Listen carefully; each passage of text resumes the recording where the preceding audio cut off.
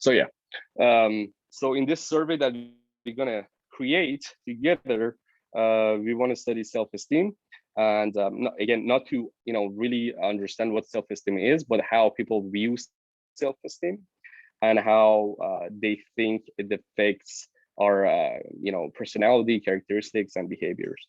Okay, and we want to know what's important to ask and on this questions, because we have to create questions. So before we start creating the questions, we might ask what kind of information that we need. What is the important thing that we want to know about their opinions, and as far as the general questions, how many questions should the survey have? How many questions should we put there so we get some relevant importance as far as the chi-score and degree of freedom that gives us, because in psychology, everything below 0.05%, as far as chi-score goes, anything at 0.05% or anything below that, it's important to us. It shows that there are some connection or correlation, and we consider those important. So we want to know, we want to ask ourselves, how many questions should we ask so we can capture that if there is a relation or correlation, and and give it a try. So if you go on the class website, let's go together. Let's do it together. Here is my Chrome. Okay. So if you go, let's see. So if you go to,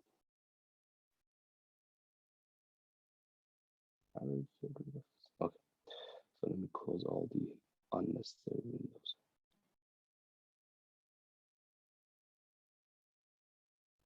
Trying to get rid of this. I don't think you can see it. Okay, so let me close all this. We don't need it. We don't need it. So if you go to your dashboard on the Canvas,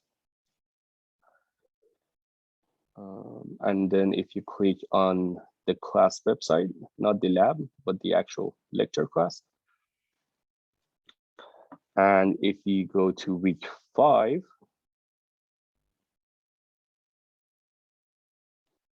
and if you scroll down to the lab material, you get the documents that you need to download and we're going to work on today.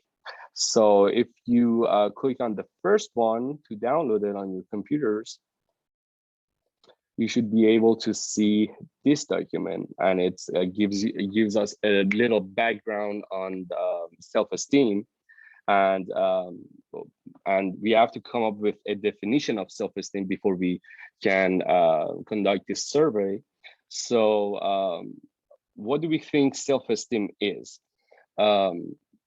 Self-esteem might reflect on the person's how we picture ourselves, how we see ourselves, how do we value ourselves.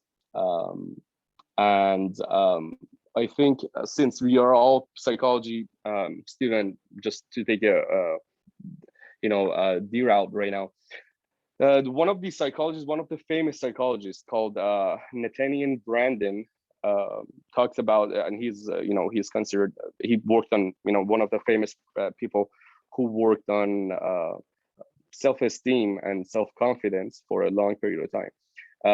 And if you're interested, he has a good book that calls The 6 Pillars of Self-Esteem, and it's by Nathaniel Branden. And what he concluded after years of studying self-esteem and people who had higher self-esteem and how it affects their behavior, how they actually carried themselves, and how they performed under pressure, and how they handled stress, and all that stuff that relates to our personality. He came up with 2 main characteristics that you have to have, and it kind of developed when you were a child, and how your parents treat you, and how and how was your environment that you grew up in was like, and which has a great effect on you and how you view yourself. And he came up with the two conclusions that was interesting, that in order to have some sort of self-worth or self-esteem, you have to have two things. One of the thing is that you have to understand and believe deeply within you that you are lovable like everyone else. So that you are good, and you always do what you try 99% of the time to do good and to do positive stuff. And yes, here you make mistake here, one or two, and then but those are nothing to judge yourself with. Usually what happens is that when you do something bad, then you kind of reflect that you are a bad person, and that goes you know and kind of affects of how you were raised, or how you were treated as a child. So he says that he concluded that you have to really understand and believe that you're a good person and you're lovable like everyone else. You have to stop. Is there a question?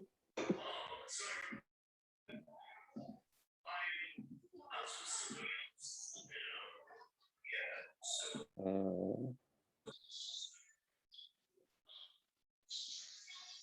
let me. Oh, okay. So you have to understand that you're lovable, and you are a good person. So that's number one, and like everyone else. So if you really have that internal belief that you're good and everyone is good, there's no reason to be scared of anything, of talking to people or being in a social situation or anything like that. Because if I'm good and you're good and we both have good in heart, then there's nothing bad that comes out of the interaction that we're going to have together in a social setting, in a relationship, or what have you, as a friendship or whatever. And number two is that you are not shameful of who you are, your personality, how you look, your parents, or anything you have or own, or how you look. So there's no shame, or there is nothing that you hold against yourself that says, oh, okay, I have this trait, I have this is my height, my hair, my face, or whatever, that you're kind of ashamed of internally. And so you just have to understand that and pretty much accept and be accepting of who you are and what you have. So if you put aside the shame part, and you believe that everyone is good and you're good, and everything that comes out of the relationship as a friendship, or boy or girl or whatever, it's good, then that really helps you to stop competing with everyone else. That So if you walk into the room and if you have that internal belief, then you stop comparing yourself to other people, and that's a huge relief, because if you walk into the room and you don't see the need to compare yourself with anyone, then you pretty much focus on important stuff, not rather how you walk or how you carry yourself or how you look, your eye contact. Then it's a load off, and you treat people like you treat yourself, and the outcome is going to be positive. So those are, he's a famous psychologist. Again, the book is called Six Pillars of Self-Esteem. If you wanted to read it, I think if you search it on Google, it's a good book if you are struggling with this specific topic. And it has some exercise that you can do and gives you practice. So it's a good book, just for your general information, because the self-esteem is really the base of everything about your personality. So you have to have a certain amount of it to be able to be successful, I guess, in life. Anyways, So the book represent self-esteem as how persons overall we look at our self appraisal and our self-worth, and it says that it generally thought that self-esteem encompasses both belief and emotion. So it affects our beliefs system and our emotion. And um,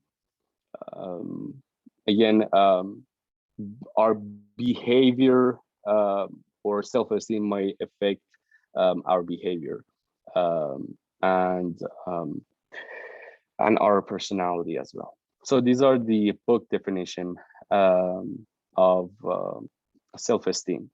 And then there are, in the clinical psychology, what we use often, and it was created by Rosenberg, we have a self-esteem scale. So we have a set of questions that called the Rosenberg self-esteem scale that you have to answer, strongly agree, disagree, strongly disagree. And then you fill out this questionnaire, and then you earn a grade. And that point that you earn at the end by adding the answers. For example, here the scoring, if you select a strongly agree, you put 3, and then you any of the questions, and then you add the points, and then you add your scores for the 10 item. And once you do, the score shows that really how you feel about where you stand on as far as the self-esteem goes. And this study has been conducted since 1965, and it's considered one of the good estimation of self-esteem that is used today still. Okay. So now that we have a basic understanding of what self-esteem is, with the survey that we are going to create together, we want to know, we want to answer 2 questions. First of all, any questions about what I've said and what have we covered right here? So the survey that we're going to conduct is going to be something looking like this.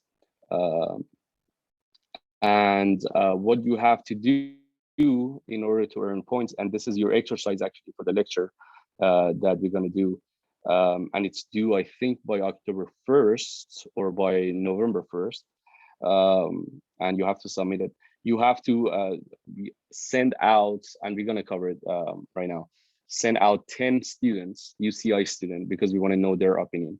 10 UCI students, and to submit using your specific code. Each one of you has a code right now on the lecture canvas, and we're gonna take a look at it. And then you send them an email, say, hey, can you please take 5 minutes out of your time? This is for my class, and they have to submit a answer to the survey. And once you have 10, and they submit using your code that is associated with your name, then you earn points for the exercise 5, I believe, for the lecture. Okay. Any questions before we move on? Anything you're confused about?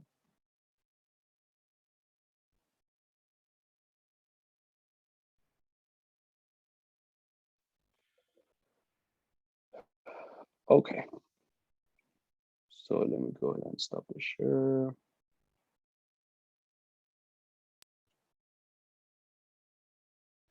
Okay, cool. So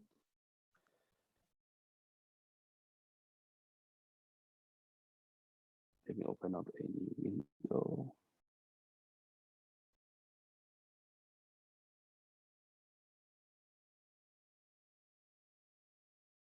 Give me 1 second. I have so many windows, like always.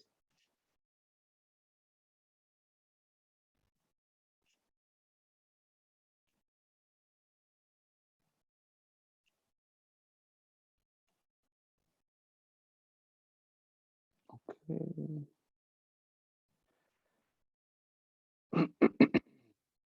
So we covered the background on self-esteem.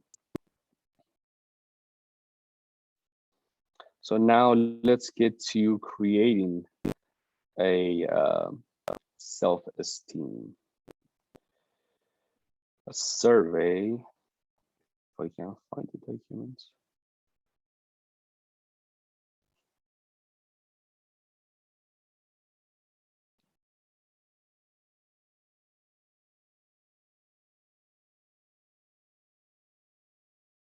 Oh, you're right.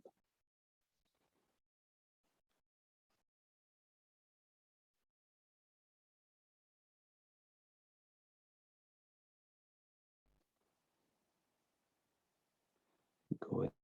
Sure. So here's your instructions, and I'm gonna divide you guys into groups. So the two questions that, or the two hypotheses that we want to create a survey for, we have, two hypotheses, and one of them is how the level. I'm not sure if you can see. Let me go ahead. Does it show now?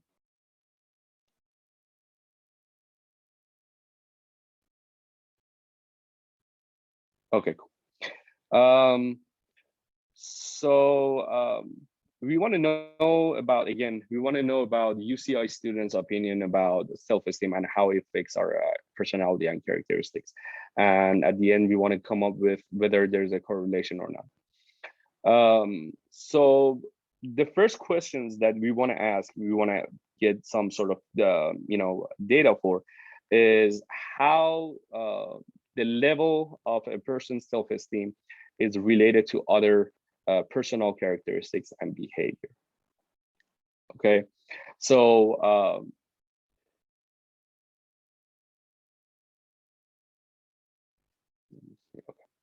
so that's a first question that we want to ask. So again, and this is the correlational question. So whether the level of a person self-esteem is related to other personal characteristics. Okay, and the second question or hypothesis that we want to get some data for, to get some sort of result, is how an intervention that increased a person's self-esteem would cause changes in other behavior or characteristics. So if a person has increased the self-esteem, does it really have any effect on behavior or characteristic of that person? And also, and this is causal. So if the increased self-esteem, how does it affect our characteristics? And the first question was whether a person's self-esteem, whether there's any relation between the self-esteem and the personality and characteristics and behavior of a person. So in order to create, so this is your instructions.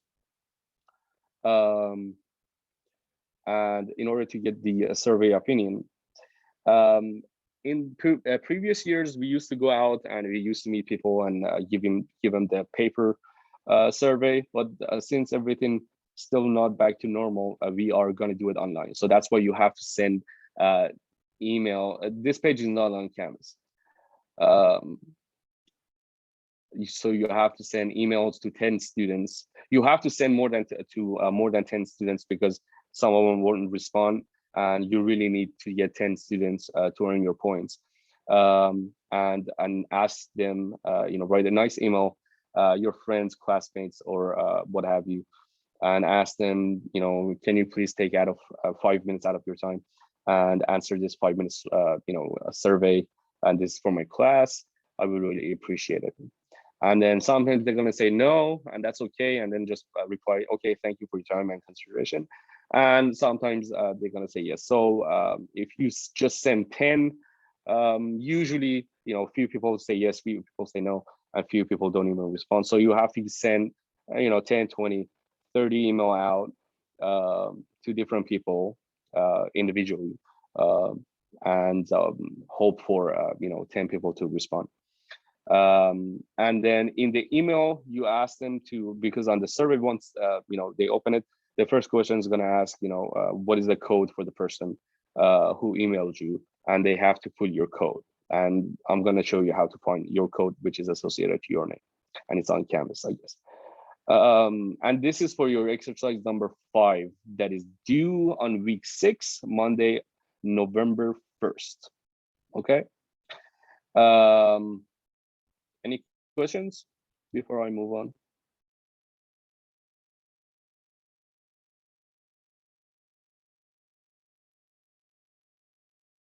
Is there any way to check if we have like 10 people like reply to the survey? Because since like there are gonna be people who like say no and stuff, how do we know that we already fulfilled like all 10 survey?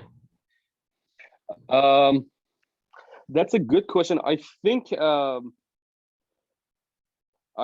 using the link, you have access. You have access to the class.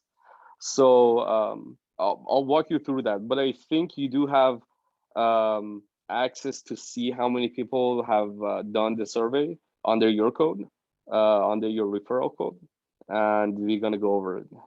I'm gonna show you how. But I think there should be a way.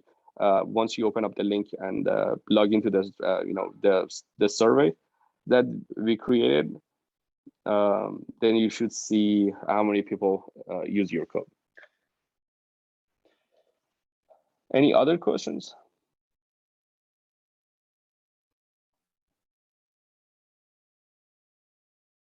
Okay, cool. So let's work on the survey that we want to create together. Let me share a different document now.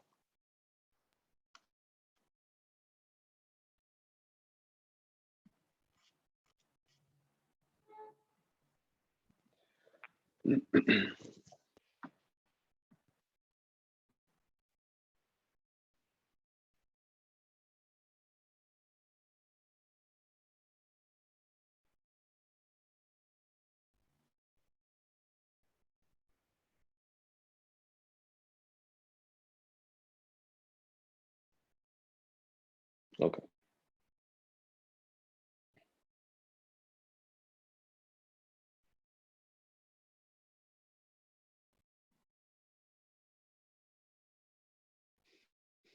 So this is, oh, let me share.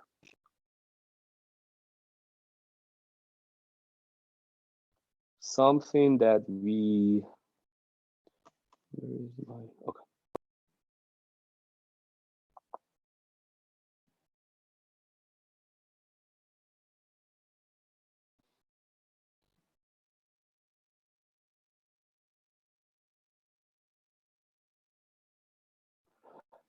This is something that we did for the spring of 2019. And so your survey that you're going to create in the group. So what we're going to do, the 2 questions that we asked, you cannot use this, you cannot duplicate these questions. You have to come up with a new one.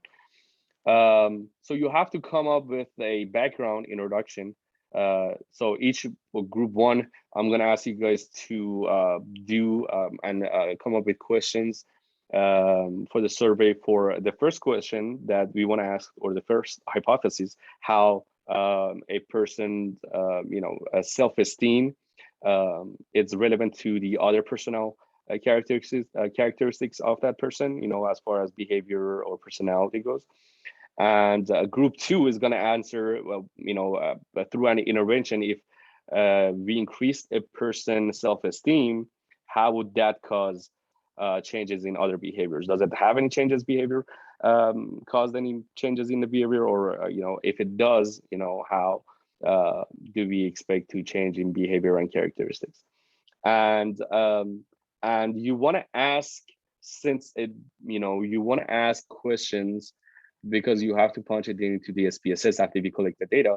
So you want to ask questions that that justify your hypothesis. So you can you have to think about that, either whether it's gonna, give you, approve your hypothesis, because it's gonna be give you a chi-square lower than 0.05%, or whether it's gonna disprove, your or reject your hypothesis, because we don't have an important, chi-squared result. Okay, so in order to create a survey, you want to give your audience a little background um, about what you're studying and what they're answering, right? So here's a little background about, about self-esteem, and and the definitions and stuff like that.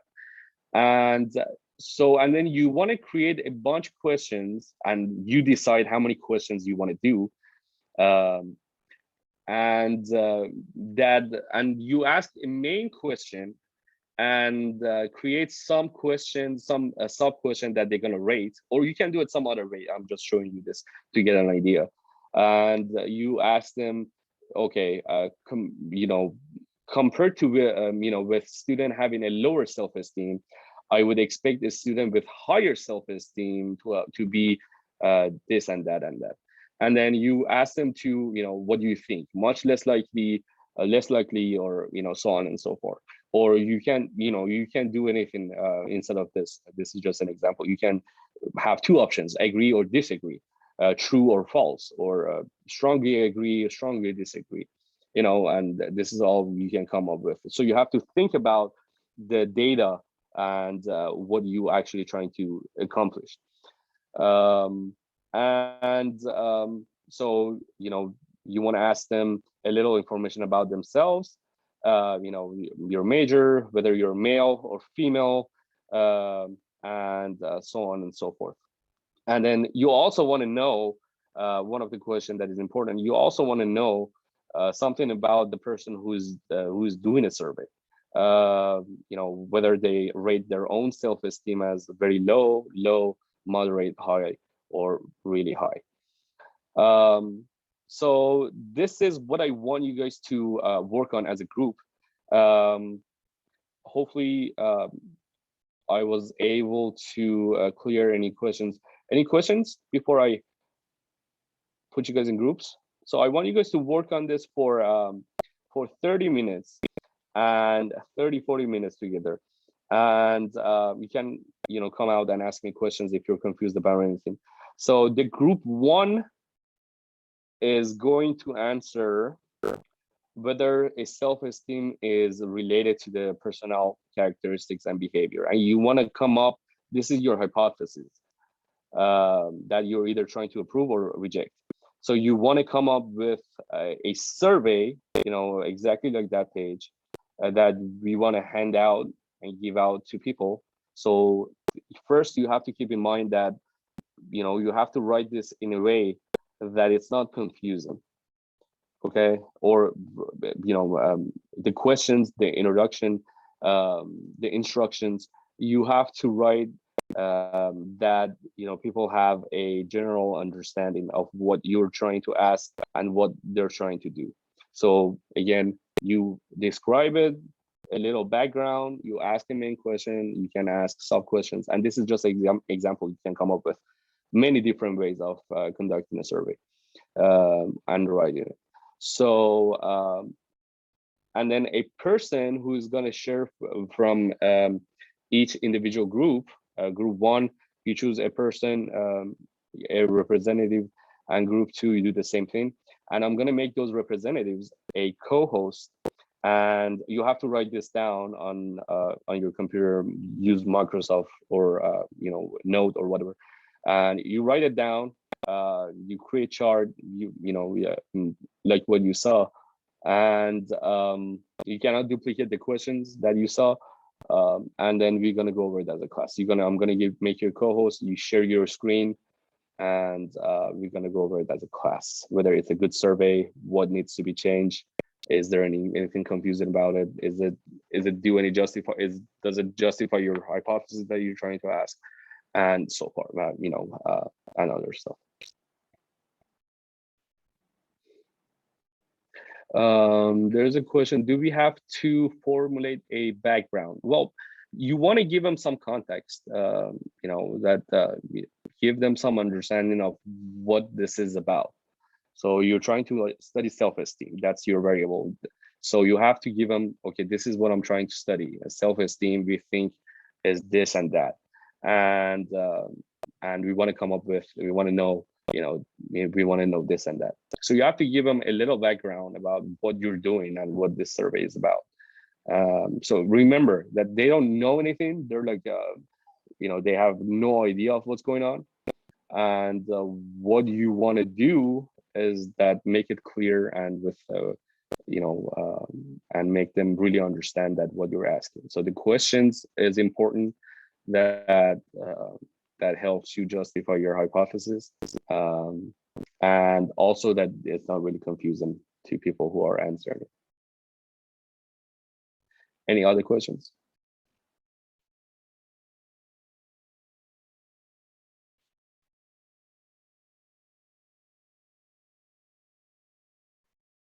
The two groups are working on the different topics. So the group one is trying to answer the person's self-esteem and how it affects the characteristics and behavior and personality of a person.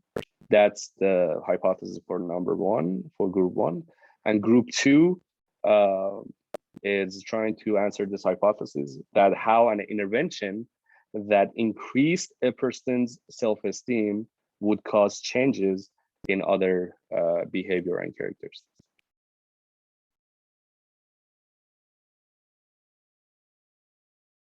Any other questions?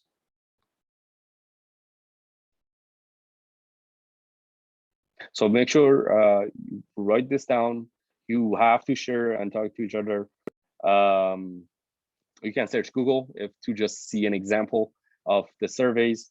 If you want to do, to gain some ideas. But your survey has to be unique. So let me put you guys in the room if there's no other questions. So take 30 minutes, write it down, and then we're gonna come back. You share your screen. We're gonna share it together. All right, let's go.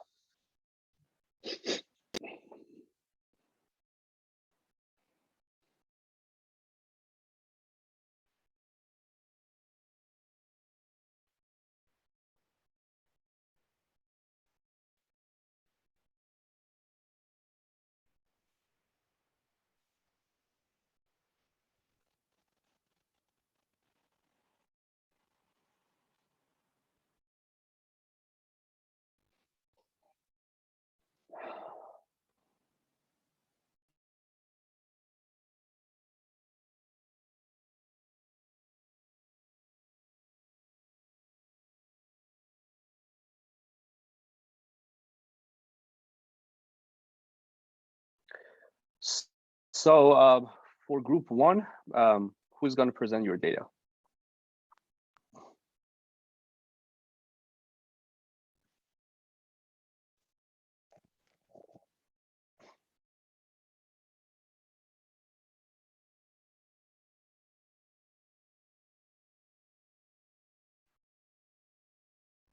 Can you guys hear me?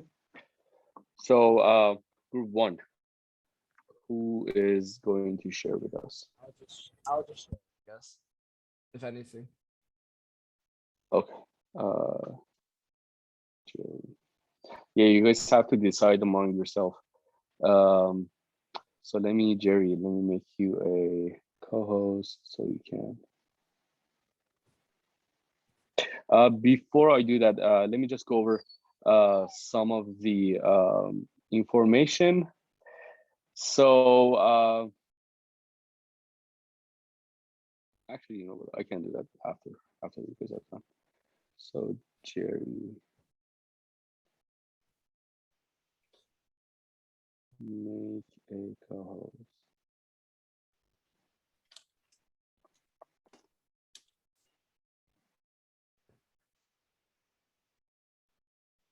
Oh, you're in group two? No. It was me. It was me. It was Justin. you. Okay. Justin. Yeah. Justin.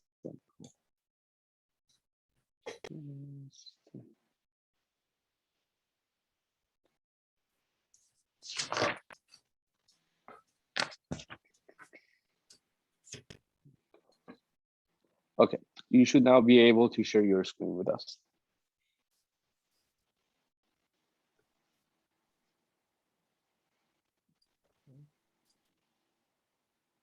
Oh, I can. Okay. So we're able to see it, right? Yeah, we're good. Okay. So for our group's main hypothesis, so when we kept track of when you're explaining what we should go over, it was the main idea that self-esteem can affect a person's personality and behavior. And then we try to give a little brief explanation of what self-esteem could be. And by looking through like the handout that was given on the Canvas page, we described it as a person knowing and valuing themselves. And its value is often associated with the person's beliefs and emotions. And that way, getting everyone on the same page, they're more likely to answer, or like the answers are more likely to be in a similar idea, because that way they can stay coagulated based on the sole idea that the self-esteem is as it is described by us. And then we put the instructions that SD means strongly disagree, the D means disagree, N is a neutral, and then A is agree, and SA is strongly agree. And then basically, based on how you feel about the statements, you would agree yes or no. So for the first half of our survey, we decided to just make it, or try to make it so we can define our self-esteem as we said above. So it's the idea that, oh, you want to, it's mainly focusing on yourself and how you value yourself and your beliefs about yourself. So if you look at the first 6 questions, it's mainly trying to get that idea across. Whereas the second half is mainly putting ourselves in a social setting, which would affect the second half of the hypothesis, where it affects a person's personality and their own behavior. So as you can see by number 7, it would definitely affect someone's personality if you think you're solely the life of the party. And then other things like that. So the different social situations would probably bring you to believe yourself as such. And then we also decided to what you can identify yourself as, male, female, non-binary, other. That way we can kind of maybe group you guys together. And then the major in order, so that way you can, what is it? We can have an idea on if maybe there might be a difference in self-esteem based on your educational background or such. And yeah, that's like the main survey, or like the main outline we had, if anything. Yeah. Okay, awesome. There are a few objections that I have towards it. So the questions that you wrote most likely is evaluating what self-esteem is. We don't study self-esteem. What we want to do is that to see if there's any correlation between self-esteem and your personality. So the most question, I like it. I like how you guys did the first set of questions about the personality, and the second one. This was a good idea and unique idea. But the second half of it kind of gets into it, but the way that you wrote the question it doesn't, so because you have to see if you run the data into the chart and you collect the data and you run the chi-square, you want to see whether you get a significant result or a insignificant result. So you can either approve or reject the null hypothesis. And with the questions that you might want to add more questions to it. Yeah, specifically. I think we were probably planning to add more, but then it's just that we just left it at this to get like a rough idea and a rough outline for like the future assignment that we would have.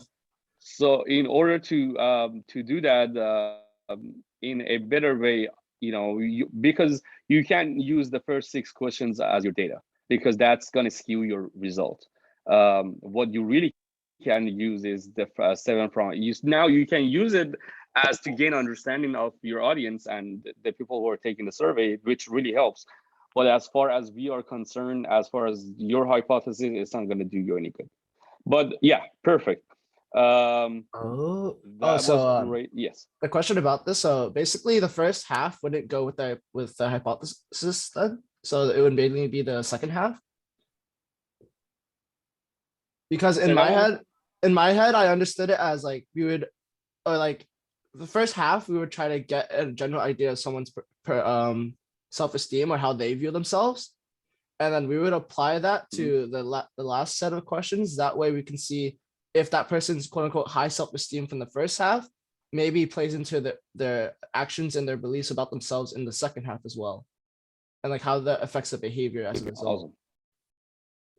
That's again, that's really good.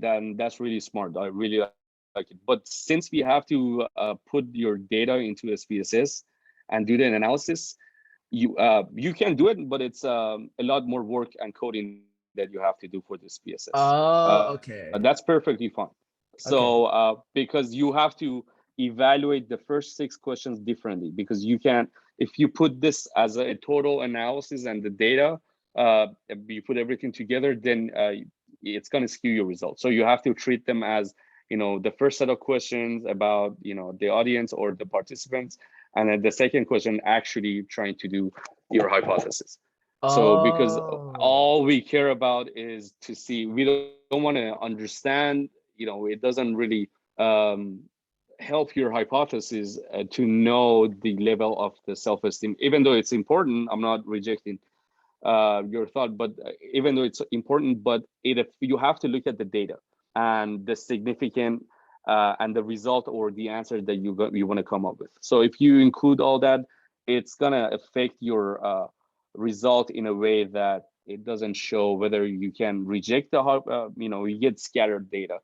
So you can even reject it or you can approve it. It's not going to give you the mean that you're looking for, even though I'm saying it's a smart idea. So you might want to come up with more questions that help whether reject or get a significant result for the hypothesis about the question that you have. But so does that help?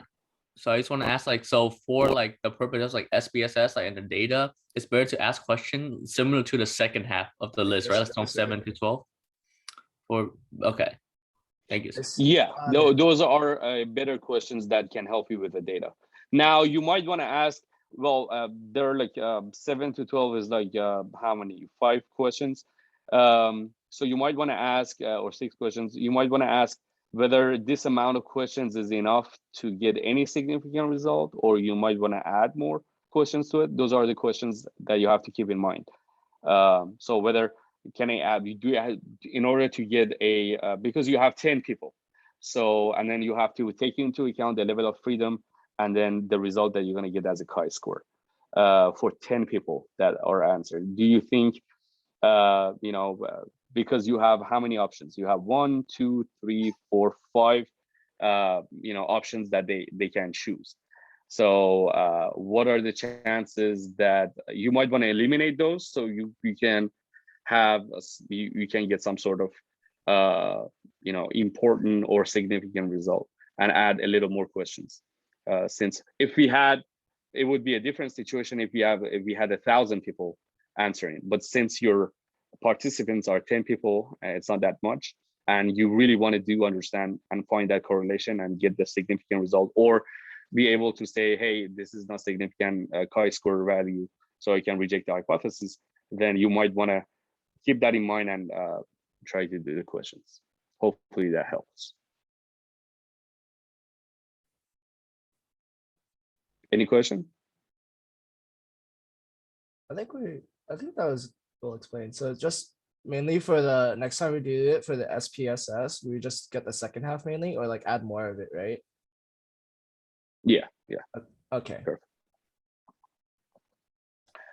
Awesome. Cool. So Justin, you can go ahead and stop the share. And for group 2, who's gonna represent your data? I'm going to. Okay, and that was Katie. Katie? Yeah. Make co-host. Oh, cool. Okay, you should be able to share.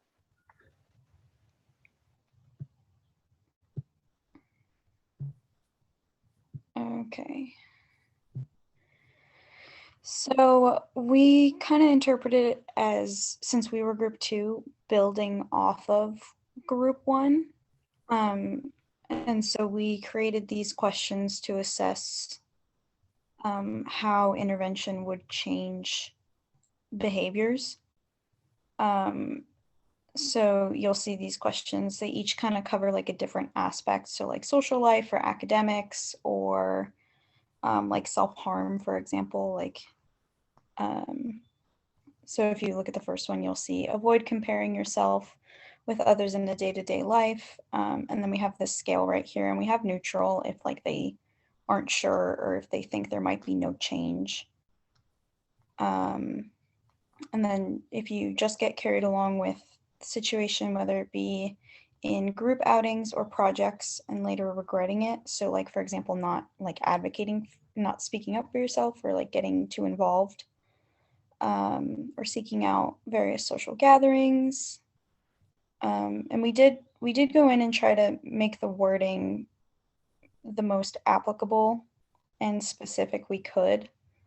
But I don't know, if you want me to read through all of them, I can. I just wasn't sure. No, that's good.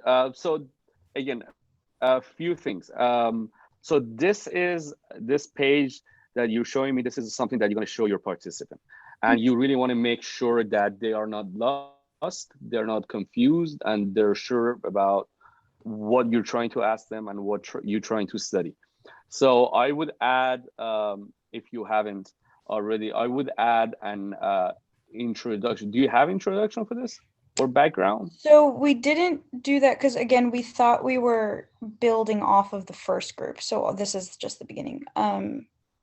We took it as building off of them, so they would have the hypothesis and the context, and then ours would continue. Okay. It is kind of building off that, but it's the first one is the first hypothesis is correlational. Yours is causal. So even though it is almost building off of the question one, but you are studying something else. So the hypothesis, you want to see if there is a causation between the two, between the higher self-esteem and characteristics. Okay. So I would recommend that you add, first of all, you need to add some sort of instructions. Okay. Tell them what this is about and add a little background. This is just the beginning, what they see. And a little background about what self-esteem is, and this is something that you're trying to understand. This is or either you can go really straightforward and tell them, okay, this is the general, this is the question that you're trying to answer, and your response will really help us to do so. We were also thinking, as far as your we were also thinking of, because this is measuring like what changes in behavior would result. So we were thinking maybe having an initial survey to kind of determine what their original behaviors are, so that then we can go in and see how they change after. What you can do, again, this is going to be something that group one did that I don't quite like, because you have to put this into SPSS, and it's going to give you, So how you can do this, it's that you can come up with the questions that will justify. So say if a personality is this way, what if through the intervention, what if increased self-esteem is going to change that? Do you agree or you don't agree, or whether it's most likely or less likely, or something like that within the question that can skew your hypothesis or the result? You know what I'm saying? Yeah. So what I mean is that whatever that you want to do, it's better to do it with a question that you're asking. So if give them an example rather than creating two different sets of data. Oh, I see. So just build off of this one rather than, okay. Exactly. So include control. And then the question that I read here, you might want to add since you're trying to to understand the changes in behavior and personality characteristics, you might want to add a little more about that. Okay. About behaviors, whether it's in social setting, or whether they're alone, or or in a club, or among their friend, or and also their personalities, the characteristic of the personality, whether they have more anxiety, less anxiety, OCD, so on and so forth. Okay. Okay, awesome. Cool. So you can go ahead and stop your share. Awesome. Great. Any question about what we did? So I want you guys to put your name on the top, everyone in your group that you worked on this. And I want you guys to submit this also along with to the lab under week 5. Make sure you have all of your group members' name on it. And then I also want you guys to submit this along with the SPSS that we're gonna get to right now. Do we all have to submit it, or only like the 2 representatives? Just one person.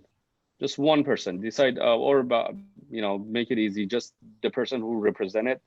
Make sure you put everyone's name on it that you worked in with, and then just submit it.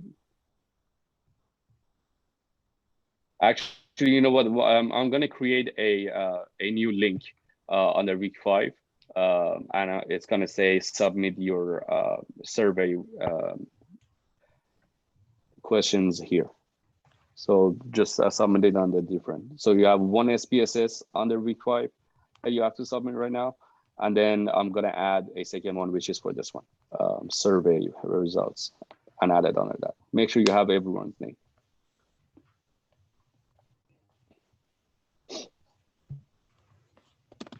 Any questions, any concern, any comments?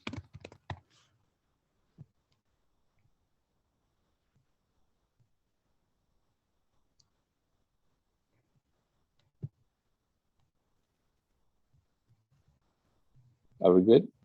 Okay, so again, for this one, we are going to send out 10 emails. You might want to, again, send out more to make sure that you at least get 10 back. Let me go ahead and share my screen one more time. Some basic information that you need to know. So if you go to the Canvas page on the under lecture,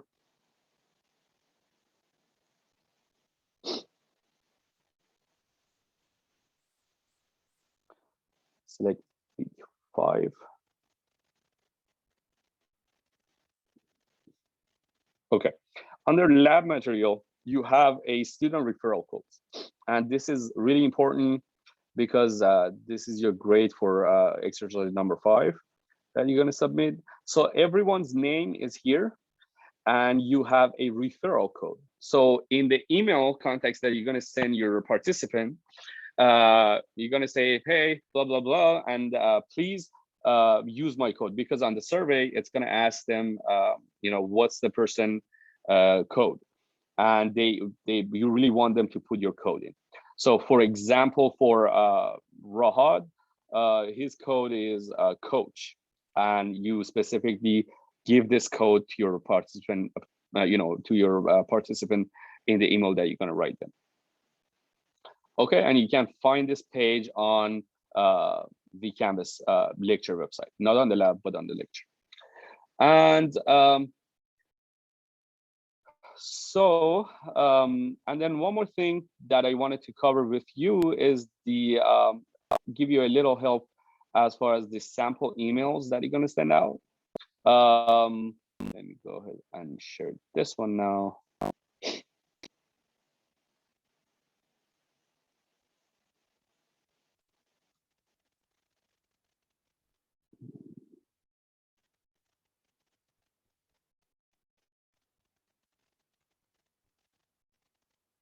Okay, so hopefully you guys can see this. This is something sample. This is just an example. You can use this one, or you can use a different one. So if you go to your exercise 5, which is on the lecture Canvas page, you can find the link that you want to send your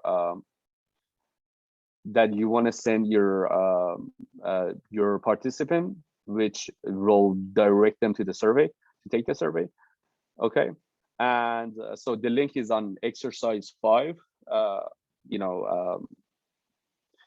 Document, and also you want to, at the end, you want to give them, hey, this is my referral code, and in a capital, just give them this referral code because they have to punch it in. So I wrote something like, hey, I'm your name, Bobak, and I'm currently taking Psych 112 as a part of a class. We are collecting data for a survey, and I was hoping you could take 5 minutes out of your time to answer some of this question about self-esteem. And the link to the survey is this one. And when you take the survey, it will ask for the referral code, for my referral code, and this is my referral code. And then you ask them, if you take the survey, please let me know, so you can keep track of them. And then you send this out to 10 different people.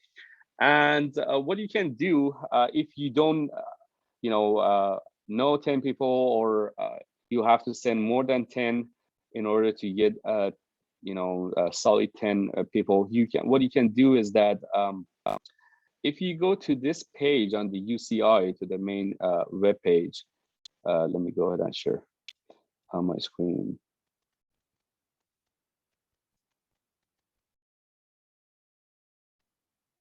UCI. So if you go to uci.edu, Canvas page, where is it?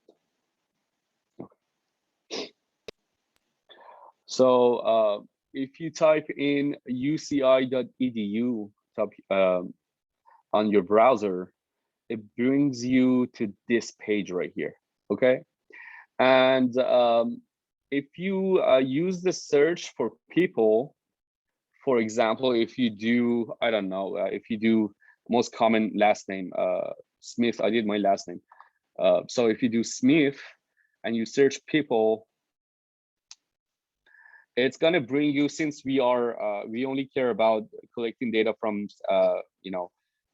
students, it gives you a bunch of people that are a student in UCI, last name with Smith, and you can send them an email and hope for a result. Or you can go to if you search my last name, you get something similar. You get me and other people who, so this is me, and then you get all other students that are start with A and they're close to my last name, and you can send them an email and say, hey, I'm taking this class, can you please take this survey and let me know if you take it or not. So if that's just in case if you run out of people and colleagues and classmates, and you trying to get your 10 people to take the survey. I have a question. Is it possible to Yes. like take the survey yourself and count us as one? Would that be? No. Oh, okay. And yeah, it has to be someone else, because once you log into that page, it knows who you are, because you have to create an account. So if you are already a student in the class, it doesn't count.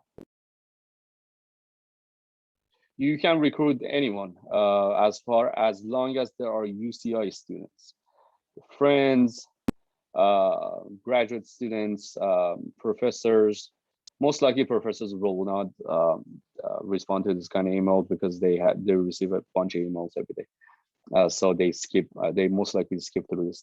But as far as even the professor doesn't even count, what I'm saying, UCI students, as far as your participant needs to be UCI students. Any other questions? So let me see if I shared everything that I wanted to share about the survey.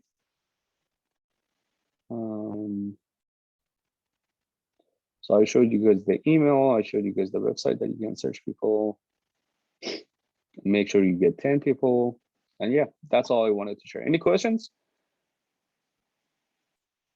And on the emails that you're going to send out, you have to send them the link and your code. Otherwise, you won't get credit. Okay. Cool. Let's go to SPSS. So again, if you go on the Canvas page, you share. Let me share. So this is on the Canvas page. If you go and then you have instructions for observation analysis on SPSS. If you download that to your laptop or computers, it should open up this page. So I'm going to help you guys out, starting SPSS and show you guys, go over a few examples. And I'm going to tell you guys what to submit. And after that, we are done. This is going to take like 50 minutes. So everyone, please submit. Download this to your computer, so you have it as so we can go over it together. Let me close all this unnecessary.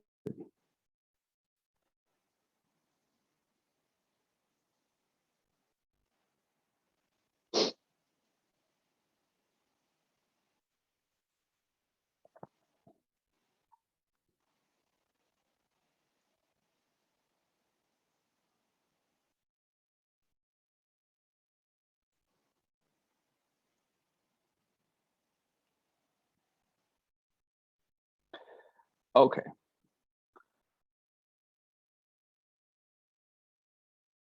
Can I do something?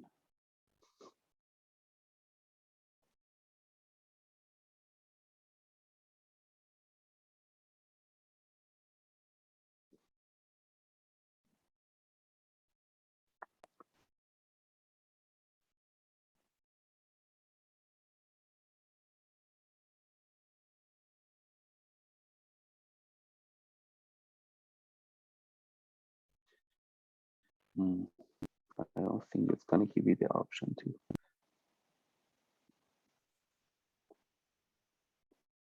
So everyone, download the student instructions SPSS, because we're going to follow the instructions on the page. I was trying to share like my both windows at the same time, but I don't think Zoom is going to let me do that. Do we need to download any apps or anything like that too, like on the instruction? No. So I'm just going to walk you guys through how to get to SPSS on UCI website. Okay. So open up the instructions. Once you have opened that up, let me actually do this. I open a new window. Okay.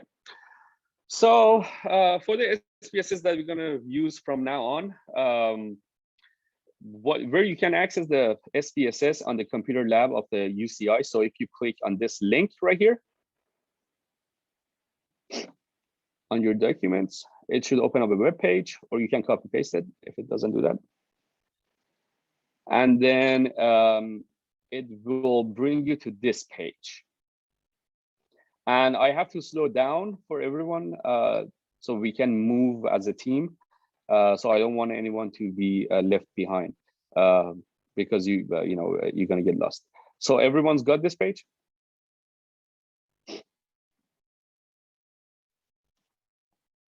Okay. So so if you scroll down, right here, it's gonna say start using the Aporodo, go to this website. So if you click this link, it's gonna open up a virtual UCI lab desktop. So this is if you were in the lab at SPSS. if you were in the lab in the SPSG, I think, building on in UCI. So if you click this twice,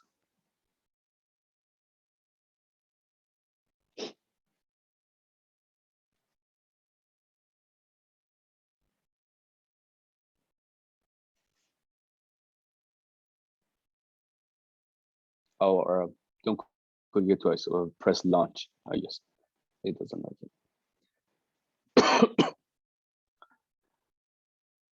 So if you press launch, it's a little slow. But that's our only option.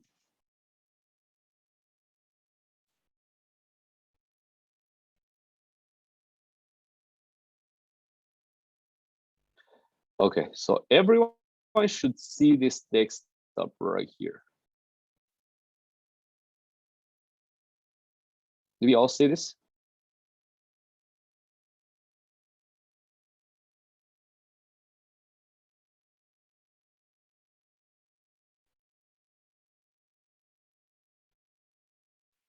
If it says error, try to do it one more time. Close all the windows and then go through it one more time.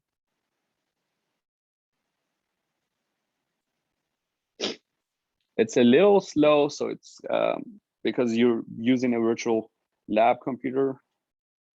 So I'll wait a few seconds for everyone to get there.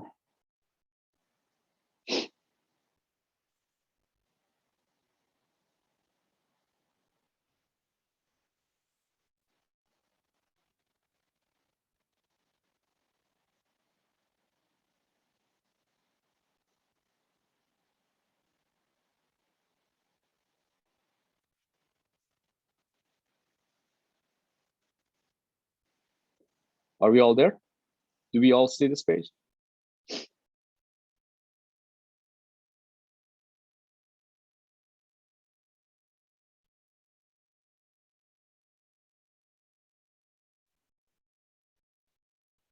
Okay, so once you see this page, if you go down here, IBM at SPSS statistics, if you click it twice, this is the program for the SPSS, and it's going to take a while to open. Once it opened, you don't need this first page right here. If it showed up, press the X right here to exit out. And then it's not going to show this on your end because I was actually was using it before class. So, and then go ahead and press the square so you can make it big. So everyone should see this page exactly like this.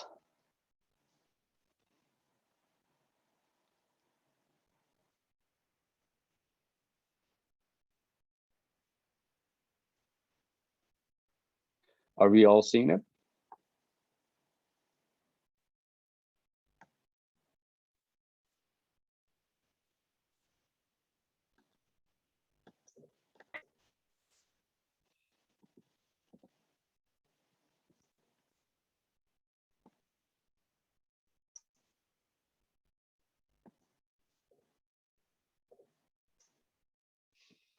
It's slow, so you have to give it a few seconds. Once you click Mine it, click show it twice. like a file property thingy for the app. So What do you mean?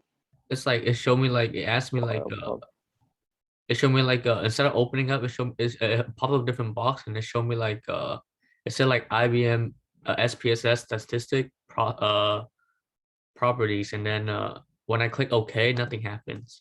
Like it doesn't open up anything, and this happened, and I keep redoing it, and nothing happens. Do you see this page? No, it doesn't open. It doesn't even open it. No, it showed like a different box. Like if you want, let me share my screen. I can show it, but like It's not Try like it one more time. Yeah. Let me actually make a code so you can share, because that's a problem. So I just made you a co-host. Go ahead and try to share your screen so I can see what's going on. oh, right.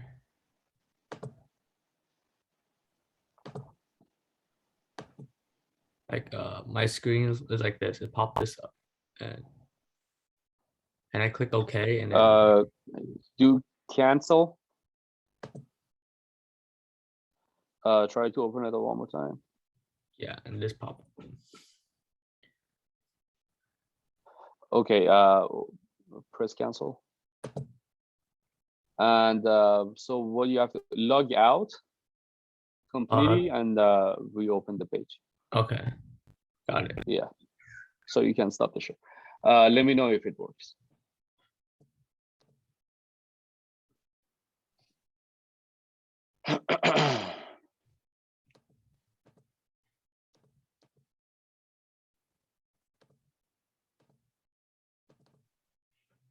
Okay, can you stop your share screen? Oh, yeah. 1 second.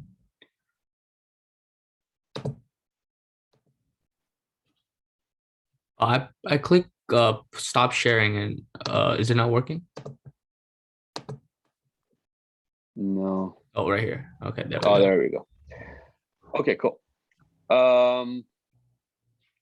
Katie said, can you show us one more time from where we launched it? Yes. So if you go to the document, you press the link, it should bring you up this page. This is the virtual computer lab. If you scroll down just a little, you should see this link right here. Right next to it, it says to start using Operato. Go to this web page, uci.operato.com.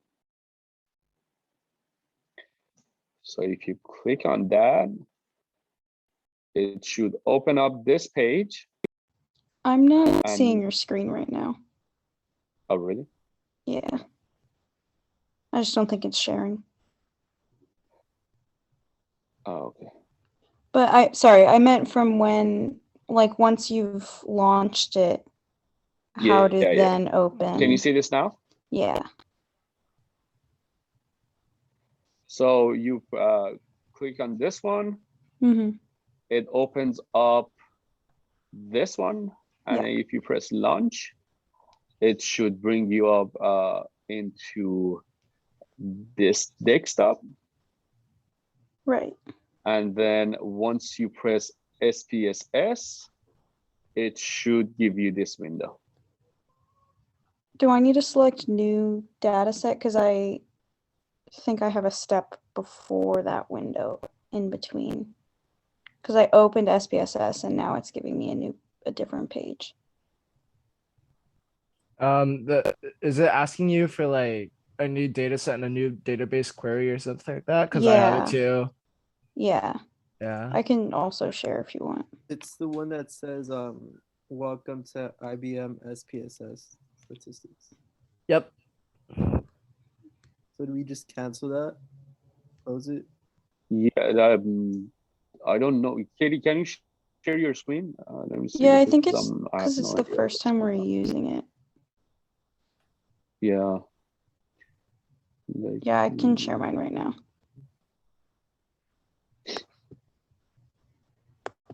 Let me give you the access to share.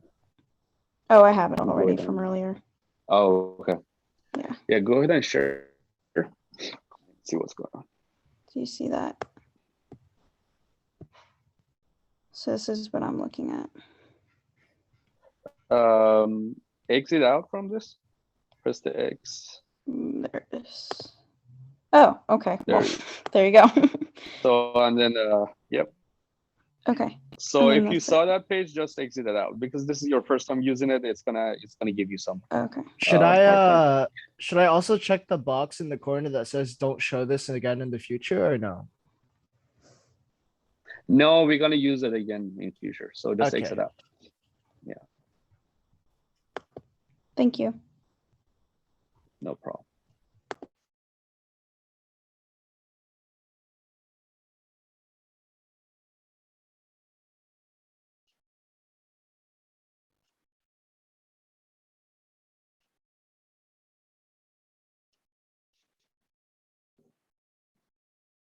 So everyone's there. Kang,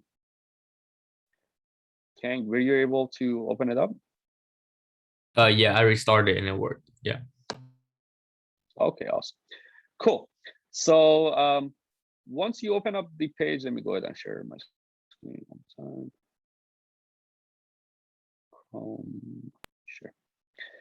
So once you open up the page, you should see this database. And then what I want you guys to do, just make it big. And so what we're going to do, we're going to follow the instructions on the documents. So you guys all have this. If you go back to it, it says this lab, you will use SPSS, blah, blah, blah, blah. And then week 2, what we're going to do, a replication of the Latin and Bidewell. Goal for today, lab will look, let me open up actually the other page. Okay. So the goal for this analysis for this lab is to look for and evaluate the pattern in the data. So what we're going to do with the SPSS as your first training.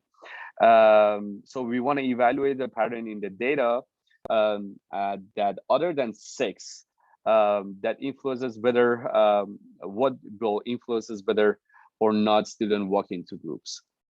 Okay, this is something that we're trying to evaluate. And then using the SPSS, it will give us the opportunity to do more than, to be able to do more with this data. Combine the levels of variable or, limiting analysis and, to subset the data. So if you scroll down a little, you see, this chart is actually something that we ran last year. We put it here for your convenience so you can see, this SPSS, what it looks like and how you should use, data on your SPSS. And this is something that you can read. So I'm just gonna jump into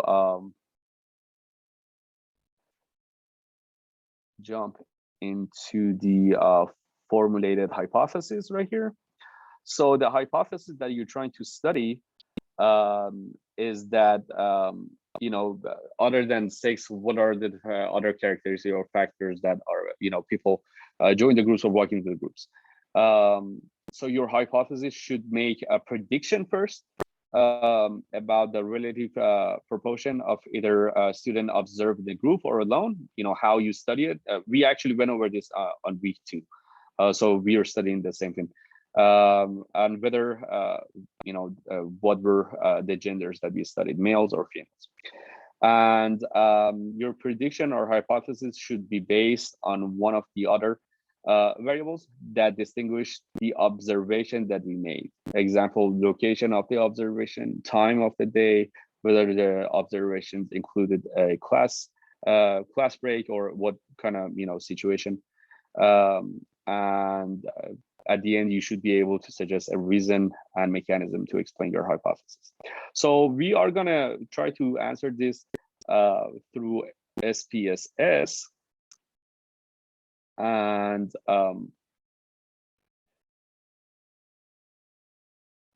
so if you scroll down a little more, so these are all information that I'm skipping through, and you can read it on your own time. So let's try to use SPSS to look at our previous data. Since we don't have any data for this year, let's look how we can use SPSS. So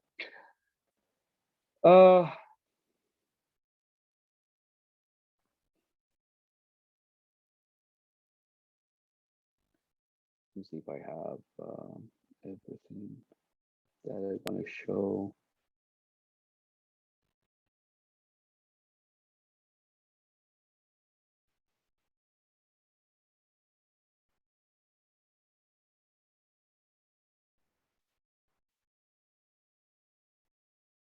Okay, so where we're going to start from, we are going to start from right above where it says example using SPSS. So right here, just the paragraph above that, if you can see, it says click on the ly affiliation.save and save the file somewhere on your computer where you can find it. So let's do this first. So if you go back to the Canvas page, I have to open up a Canvas page to show you. So if you go back to the Canvas page, you go back to week 5, scroll down to the lab. So under lab, you can see this right here. So ly affiliation.save. If you download that to your computer, just know where you were downloading this web. I usually do it on the desktop because that's easier to find. So if you download this on your desktop, go ahead and do that. This is the data that we are gonna put in our SPSS to run our codes.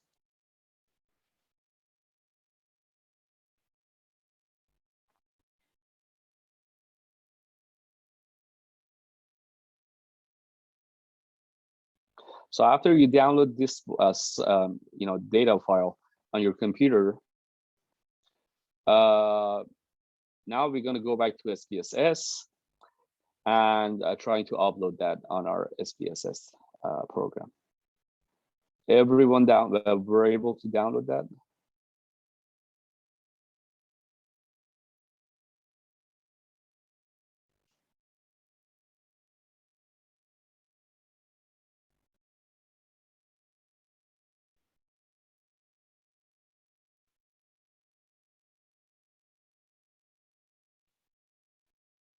Remember, you don't have to open it up. You just have to download it. Just download it on somewhere, because if you try to open it up, your laptop doesn't open it up because you have to open it up through SPSS. You just have to download the file on your computer.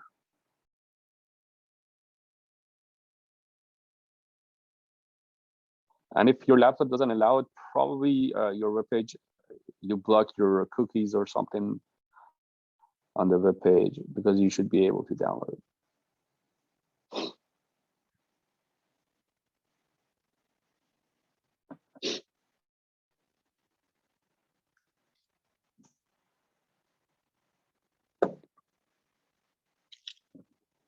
Are we good? Everyone were able to download? Okay, once you downloaded the file, so if you follow the instructions, it says click on, just download it on the somewhere on your computer that you know where it is. So it says now go back to SPSS and then click on the file upload cloud. So we are going to go back to SPSS.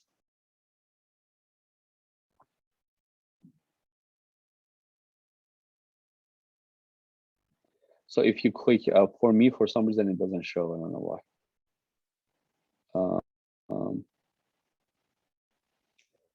If you go ahead and maybe I should download it one more time.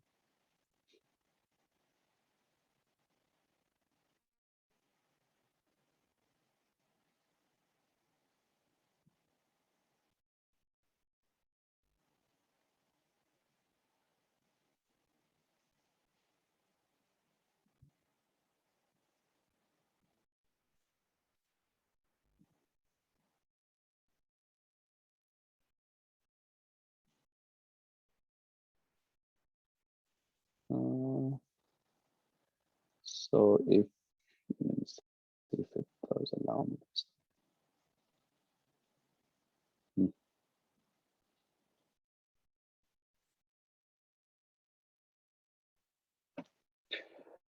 So yours should work. Mine was working. I don't know what happened.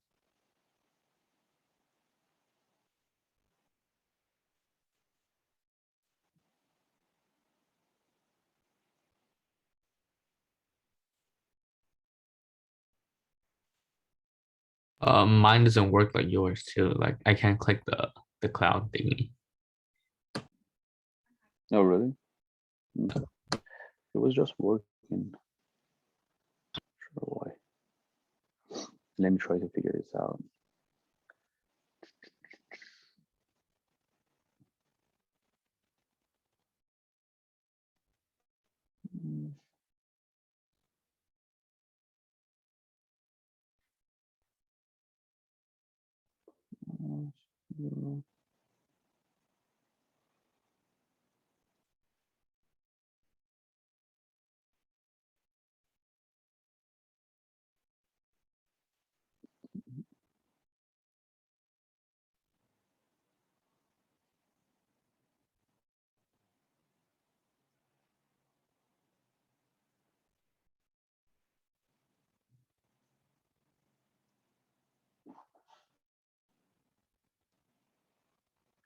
Super slow.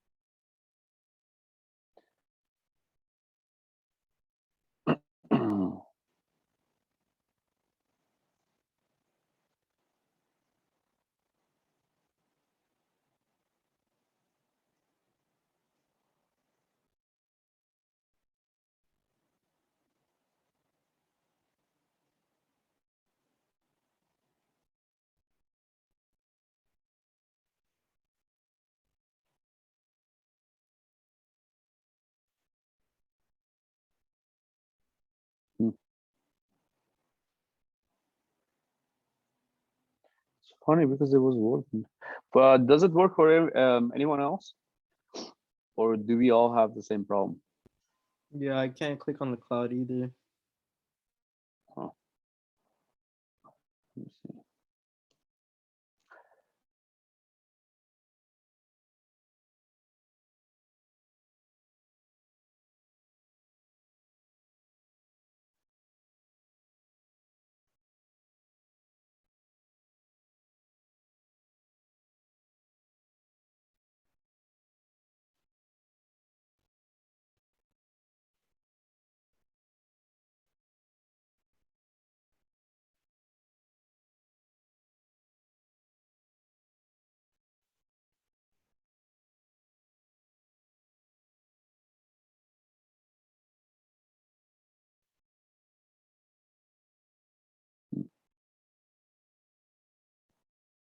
Try this.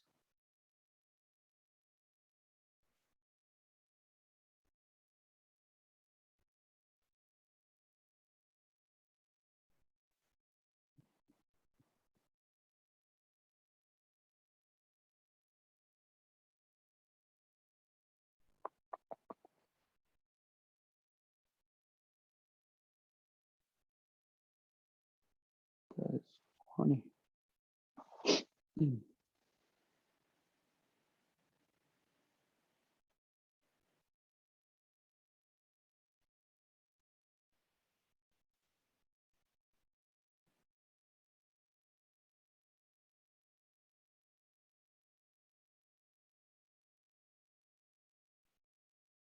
we doing something wrong?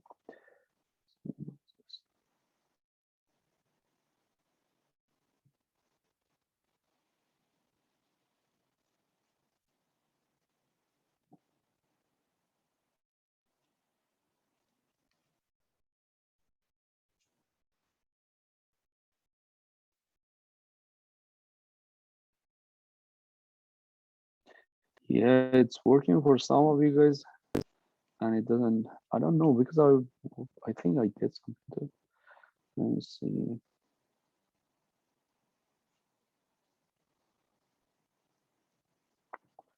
I can't figure this out.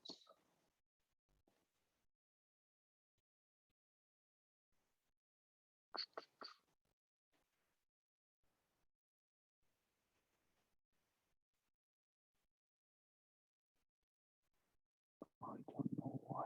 Let me-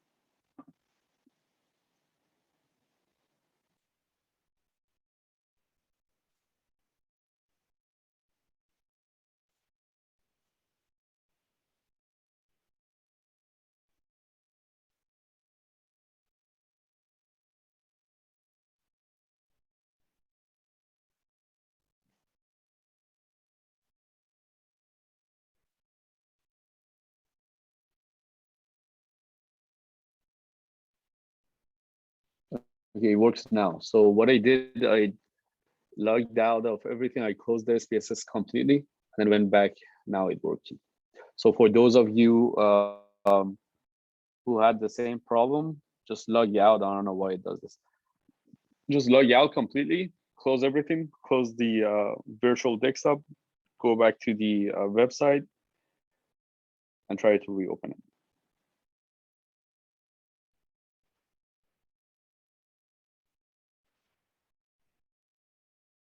Okay.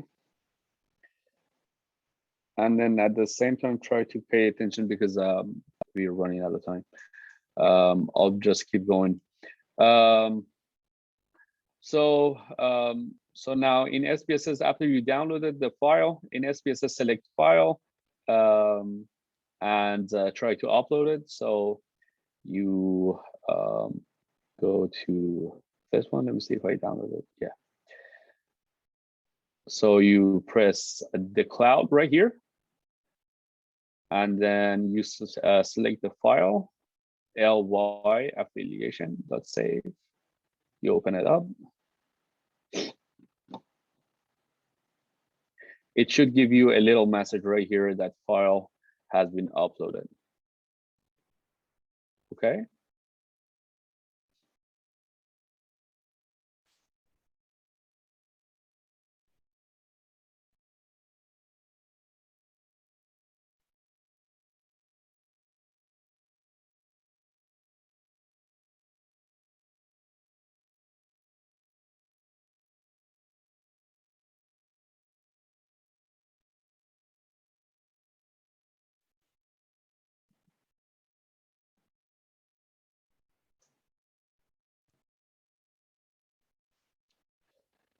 So did everyone got that message?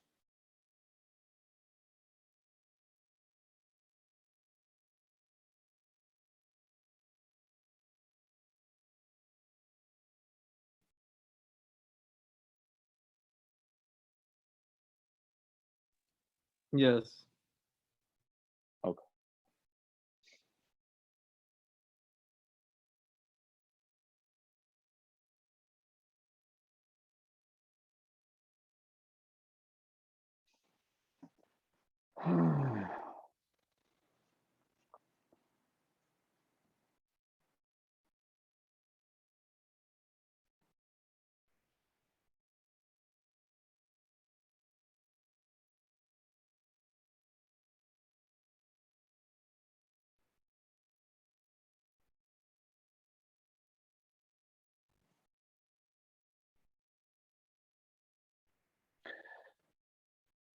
So for you guys, does your data show on the chart here on the SPSS page or no? Or it's blank? It's blank. Okay. I just got the message and mine is blank too. Okay. So if you click this file right here, the yellow folder, and then if you on the top you choose desktop, you should see the file that you downloaded, the ly affiliation, let's say. And if you open it up and make sure it's under SPSS, you should see your files is going to be downloaded.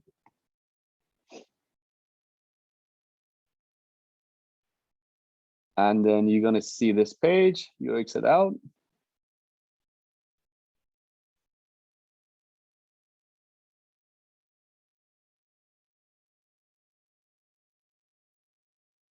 I'll just cancel. We don't need this.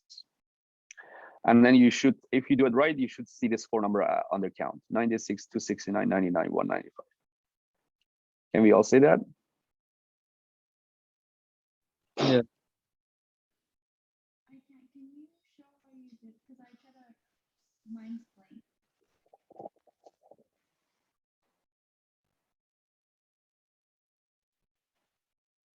All right, cool. So now you just have to follow the instructions. So let's use example. So if yours is black, you should, I just mentioned what you should do. So if yours is blank, you should go to this file right here, the yellow folder. Okay. And then on the top, you select desktop. And then it should bring out the file that you downloaded. And then it's going to load the numbers that we need.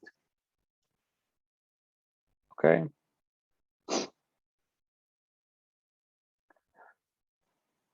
So let's get started. I'm going to do 2 examples, and then you guys are going to learn, and then I'll tell you guys which one to upload. You have till 11:59 tonight to upload a screenshot of your file.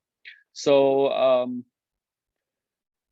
before we do anything, any analysis, we need to go to data under weight cases, select weight cases by radio button, and set count as frequency variable. So it sounds complicated, but it's not. So first, let's go on the SPSS data. Let's go under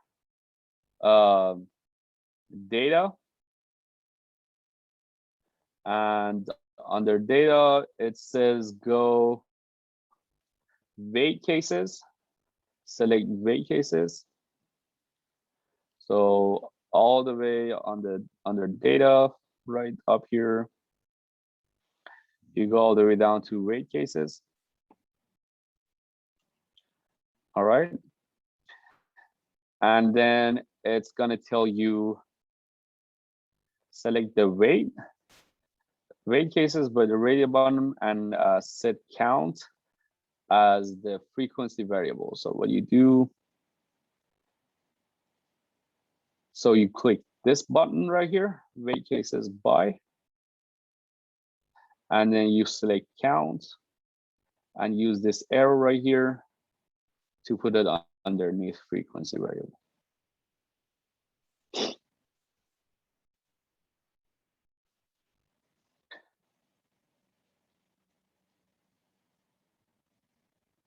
So did everyone got that?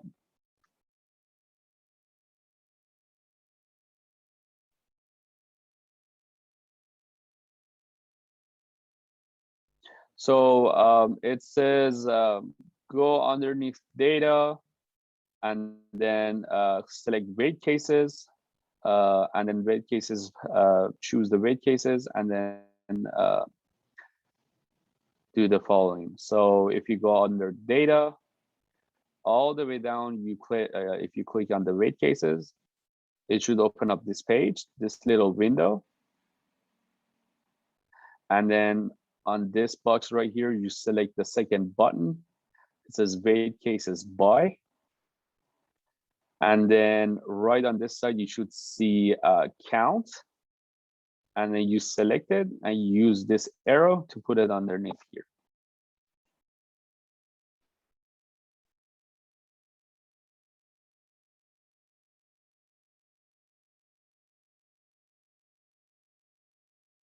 So what we did is that the data is saying that the observation made the faculty club in the early Monday section. So it just organization, which made the observation during the class change period. Observe, it kind of categorizes, male, female, and then the location and the time. I'm sorry. Could you say that last step that you just said again, please? Yes. So the last step. So if once you have this window, you press weight cases, and then on this side, on this window, you have a count, and then you just select it. You click on it once, and then you use this arrow to put it right in this box. Oh, okay. Thank you. Okay.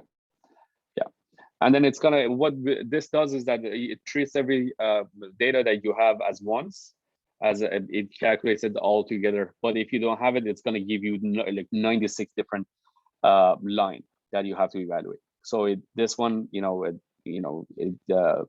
treat the whole thing as the whole.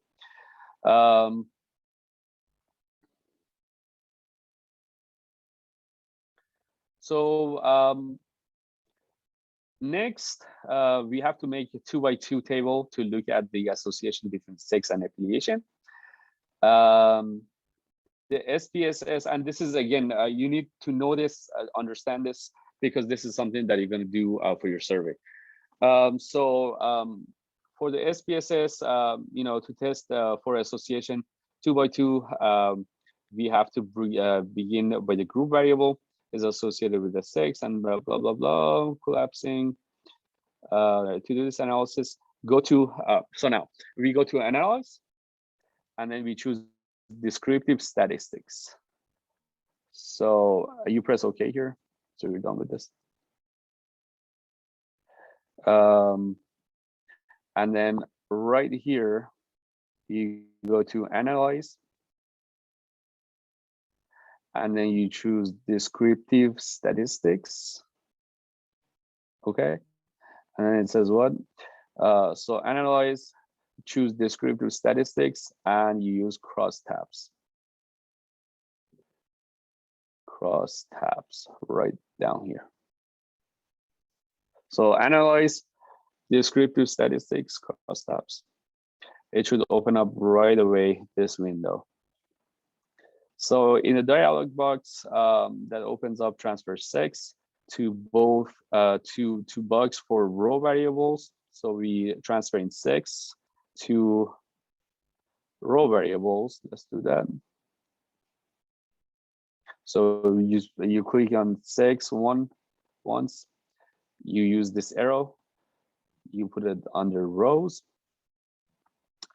and group to the bugs for column variable, and you choose groups right here, select it once, and you put it underneath column,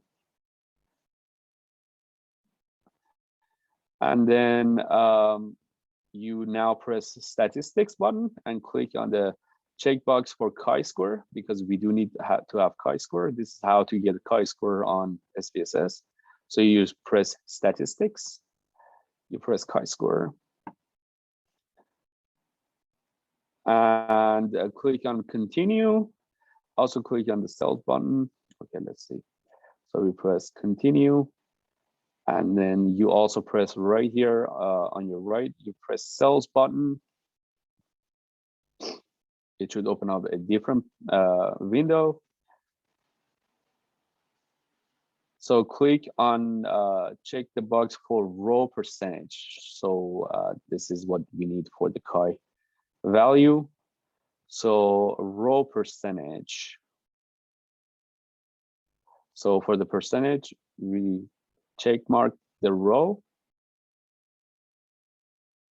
and then click continue, and finally press OK. So continue, and we're done with this one as well. Okay. So this right away should open up a resulting view of your data. So did everyone got that? So does everyone see this crosstabs? New window that opened up.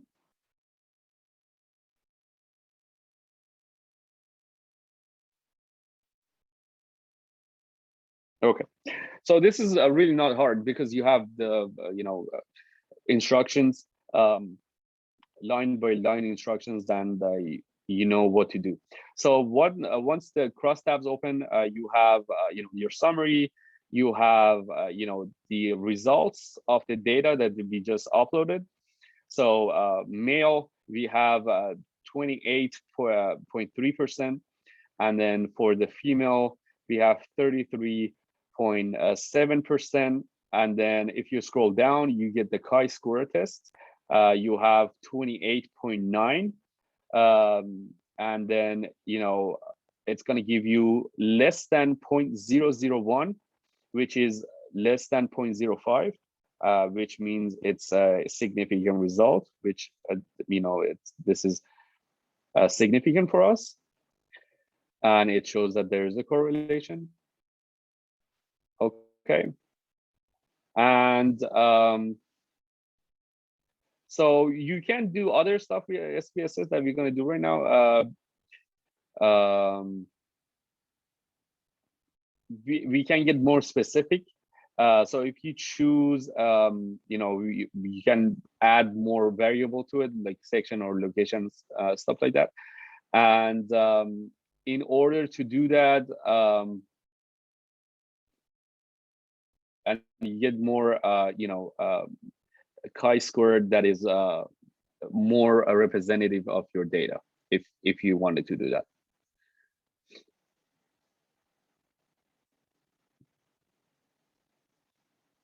I'm rushing through this because I want to get you guys out of here as soon. I took 9. And then you can, with the SPSS, you can make charts that this one is important, especially for your survey, that I'm going to cover really quick.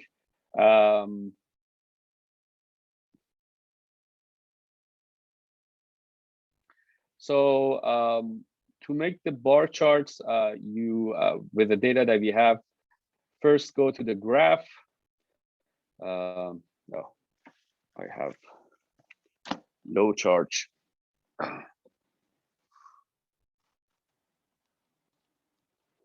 Okay, so first go to the graph. So go to the graph, choose legacy dialog. So I'm gonna minimize this window right here. Go to the graph.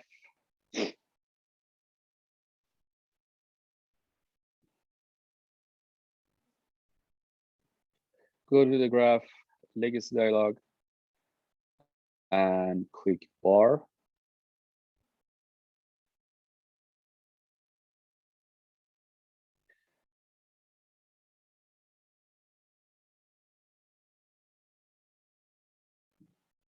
So in the dialog box that appears, accept the default stating that we want a simple style bar chart. So what does that mean? It translates to just this first one. Click on this one, and then display summaries for groups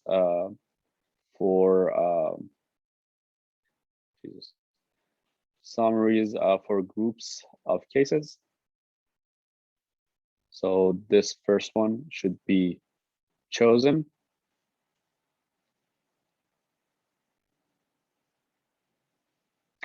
And then click on the define button right here. And then it's going to give you a different page.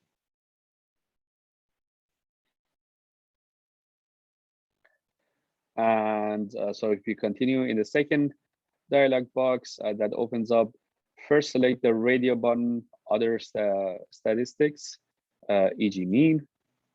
So you press this one right here on the bars, under bars or representative box, the other statistics, click on this.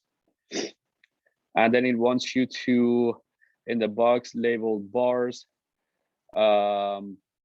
in the box labeled bars represent now, select the group variable and using the arrow button in the group variable, using the arrow button, transfer it to the variable slot. So what do we need? Group. So on the left side, you click on group once, you transfer it on the variable. And then for the row,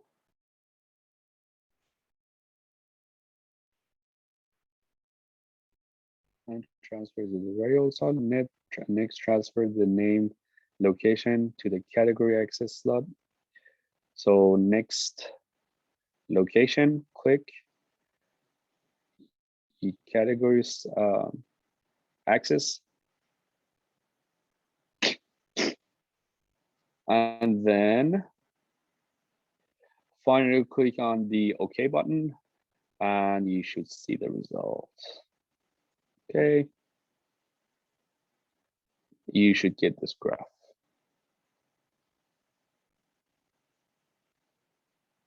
Okay. And this, again, using the SPSS, coming up with the graphs and everything, it really helps to evaluate your data, to reject, or it does the chi-score for you, so you don't have to do all the calculations. So imagine if you ran a survey for 1,000 people, you don't want to do that by hand. So you have this kind of programs that help you run your data and get results in a matter of minutes. Okay.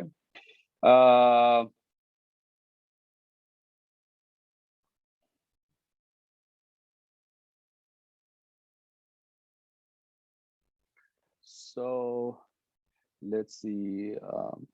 And the remaining are basically the same thing. That so you can do it on your own. We run out of time. We got 5 minutes. So what I want you guys to submit, you can go over the remaining. It's the same thing. You have to go line by line, and you can understand. It gives you more gain and understanding on the SPSS that you want to do in future. So that's a basic training.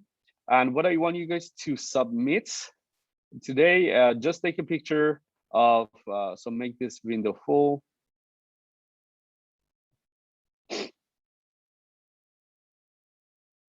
Okay.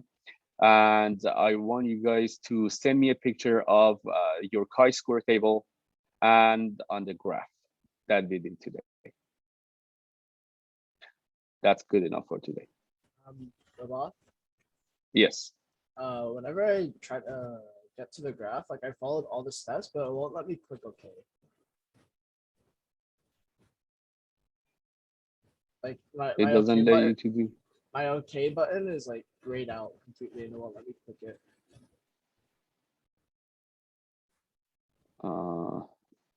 Then I think you did something wrong. You let's see. On what step are you on? The last step for I'm on to get in the last chart? step where she's told me to put group variable into the variable slot after changing it to other statistic and then transferring the name location to the category axis.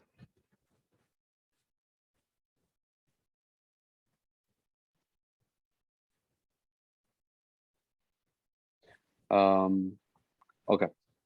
So, okay, give it a second. Give me 1 second. So everyone else, if there's no questions, you are free to leave. You just have to remember to submit your results. Or Are we just also the submitting a chi-score survey? code. Yes. So just the chi-score and the bar graph, right? That's it. Yes. Just submit the pictures on SPSS, and then you can go ahead and finish the the documents. It's going to give you the step-by-step instructions. And the survey, do you also want because that becomes handy.